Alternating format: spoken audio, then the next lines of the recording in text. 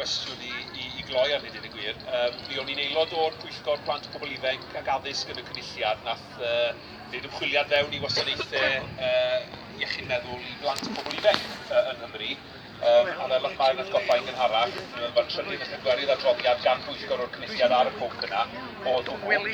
Mae adroddiadau o'r fath yn gwneud argymhellion hir y Llywodraeth, a mae'n ddyletswydd ar y Llywodraeth i mateb i bob un ohonyn nhw i dderbyn yr argymhelliad, dderbyn mewn egwyddor am y gormod o rheini sy'n golygu bod nhw'n gweud cynabod bod yna problem o bod nhw'n mynd i wneud i fynd am y peth, neu wrthod.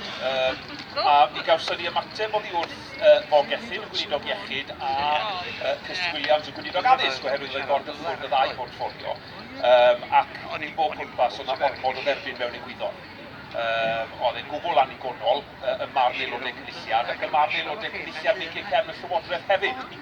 I'r fath raddau, fel bod y prif weinidog yn y diwedd wedi gorfod gofyn i'r ddau weinidog yna i dynnu ymateb yn ôl oherwydd bod e'n anigonol ac i trio eto.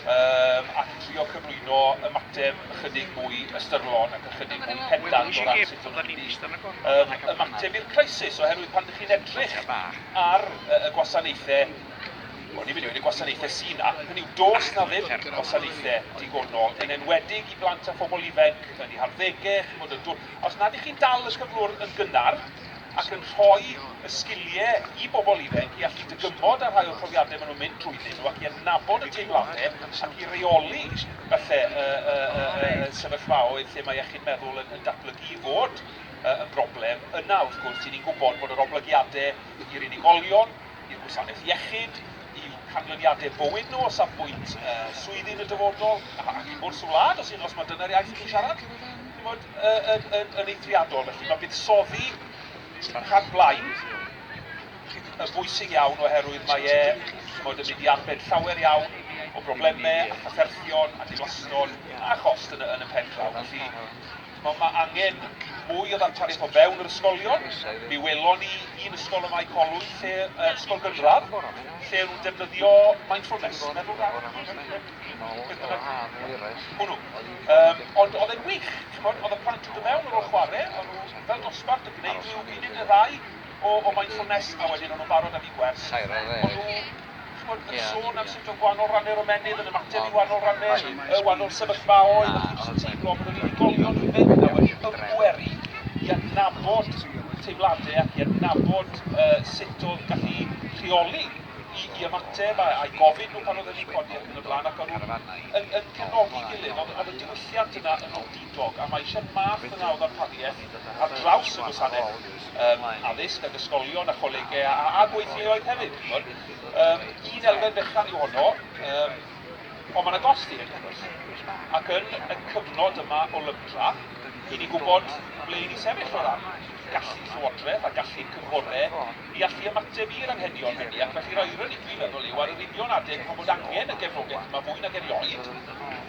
Mae'r wasba yn fwy nag erioed o safbwynt gallu yr awdurdodau ddarparu hynny. O ran oedolion, beth swn i'n dweud ydy bod angen i ni flaenoriaethu iechyd meddwl rhieni. Oherwydd, os oes gyda ni rieni sydd hefo problemau iechyd meddwl, bod hynny'n am iechyd meddwl neu yn broblemau iechyd meddwl, gwahaniaethu rhwng y ddau. Mae gwirioneddol angen cefnogi, oherwydd mae plant sydd yn byw hefo rieni sydd hefo problemau cyffuriau, neu problemau alcohol, neu problemau iselder, neu orbryder yn cael ei effeithio'n uniongyrchol. A maen nhw wedyn yn mynd i gael trafferthio'r eu hunain yn aml iawn, inte oherwydd bod nhw'n dod yn ofalwyr ifanc, ac felly angen cefnogaeth, neu oherwydd bod nhw hefyd yn datblygu yr un math o mateb i sefyllfaoedd anodd, ac felly yn cael ei anodd i'w dopi. Felly mae'r gwaith mewn ysgolion sydd angen ei wneud o ran hybu dygnwch a gwydnwch plant a phobl ifanc yn sicr yn hynod o bwysig. Ond mae rhaid efo gael ei wneud ar y cyd bod rhieni yn gallu cael gwasanaethau drwy'r gwasanaeth iechyd ar gyfer i helpu teuluoedd i fod yn gallu gweithredu yn effeithiol. Diolch Mair, a be am dyna ti Hywel, sut fysa ti'n licio gweld pethau'n symud ymlaen rwan? Wel ie, byddwn ni'n ategu popeth sy'n cael ei weid hyd yn hyn. Dwi'n meddwl un peth sydd wedi taro fi dros y mynyddoedd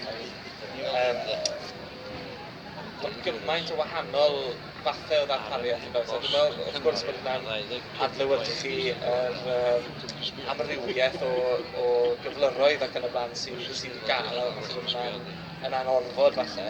Ond dwi'n meddwl bod yna'n un peth sy'n gwneud hi'n anodd weithiau, yw bod yna'n gymaint o wahanol grwpiau, gymaint o wahanol fathau o gefnogaeth yn cael ei argymell. Ac yn aml iawn, mae'n cymryd llawer o'n amser i wybod pa un sydd yn fwyaf addas. A dwi'n meddwl falle, dwi'n yn gwybod beth yw'r ateb o gwbl, ond dwi'n gweld yna fel un peth falle ni'n gallu meddwl am sef trafod. Mae'n amser mae'n gymryd i gyrraedd yr pobl cywir. Ond rhywbeth o safbwynt personol iawn, heb fod o leidio'n gwybod digon am y sefyllfa. Wel, mae lot wedi cael ei ddeud mewn gwirionedd, ond dwi'n meddwl yn ôl at bwynt Llŷr, dwi'n meddwl sy'n ni fel mudiad yn bendant yn croesawu gweld lot mwy o beth yn digwydd yn ysgolion.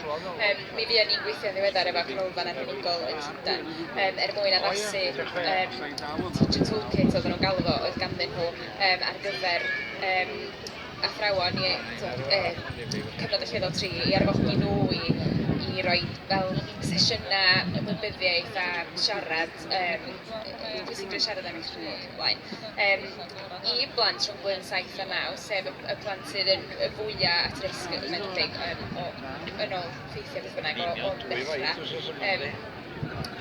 o dechrau profi anawsterau lle. Mi nathon ni weithio fy nhw mwyn addasu hwnna'r Gymraeg gan bod na ddim byd ar gael yn Cymru. A da ni bellach wedi dosbarthu'r pecyn yna i bob un ysgol Cymraeg a dwyieithog ar hyd o wlad.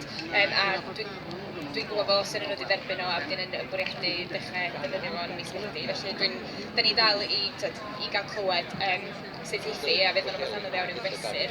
Ond dwi'n edrych ymlaen i gael yr atgorff a gobeithio fydd yna bethau pellach yn gallu cael ei gwneud lle. Ac yn amlwg yn ail, dwi'n meddwl wrth i'r Llywodraeth neu'r Llywodraeth bynnag fynd yn ei blaen i wella gwasanaethau, dwi'n meddwl bod angen mwy o bwyslais ar iaith. A dyna beth da ni bendant fel criw meddwl.org yn deimlo.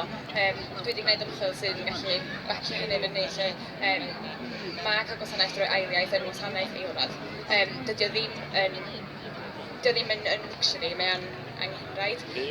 A dwi'n gwybod o brofiad o dderbyn cwnsela gen siaradwr sydd ddim yn siarad Cymraeg, siarad Saesneg lle, a cwnsela yn Gymraeg. Dwi'n gwybod y gwahaniaeth fy hun.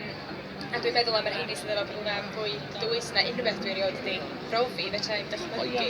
Nhw'n trio mynegu hynny mewn ailiaeth. Yn enwedig os oes gen ti brofiadau traumatic ti angen siarad amdanyn nhw, gwyliadau sydd wedi digwydd yn dy famiaeth di, dwyt ti ddim yn gallu cyfieithu hwnna i gyd yn dy ben a cael drosodd yr union beth ti isio. Felly beth sy'n digwydd ydy ti'n canolbwyntio gymaint ar sut wyt ti'n deud hyn yn Saesneg, nes ti ddim yn ymlacio'n iawn i allu gadael popeth allan a cael y gorau allan o'r therapi yn gryno lle. Felly dwi'n meddwl symud ymlaen, nid yn unig mae angen cynyddu gwasanaeth, ond mae angen cynyddu gwasanaeth sydd yn addas i'r unigolyn sy'n ei dderbyn o, boed hynny'n ymwneud efo iaith neu'r math o therapi neu beth bynnag. Mae angen lot mwy o ffocws, dwi'n meddwl, ar le mae'r unigolyn penodol yna i angen. Dydy hi ddim yn one size fits all, na di. So, ia, dyna beth dwi'n meddwl sy'n ni'n sesio.